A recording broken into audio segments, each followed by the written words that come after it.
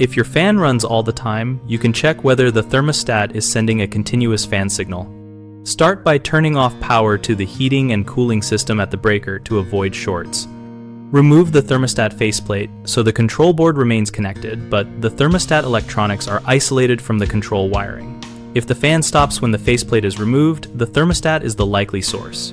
To confirm with a meter restore power, set a multimeter to measure 27 volts, direct current and probe between the green fan lead marked G and the common terminal marked C on the furnace or air handler control board, while the fan should be off. Reading approximately 27 volts indicates the thermostat is calling for the fan.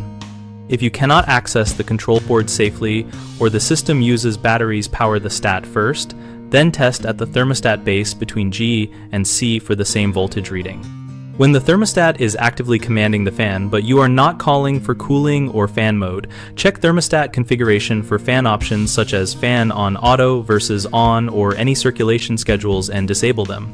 If removing the thermostat face stops the call and configuration is correct, replace the thermostat because internal shorts or a stuck relay in the stat are common failure modes. 3 frequent issues are false fan calls due to thermostat internal faults, wiring short between the green wire and a hot terminal, and control board or relay failures at the air handler. If the thermostat is faulty, remove power and test between G and C at the control board with the stat faceplate removed and replace the thermostat if voltage disappears when removed. If wiring shorts are suspected visually, inspect the G conductor along its run for damage and disconnect at both ends to isolate and test continuity. Repair or replace the wire if there is unwanted continuity to other conductors.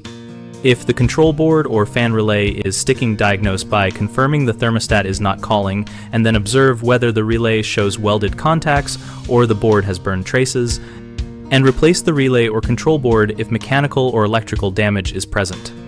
We run bighomeprojects.com to help homeowners locate trusted local contractors and to help contractors find work that matches their services.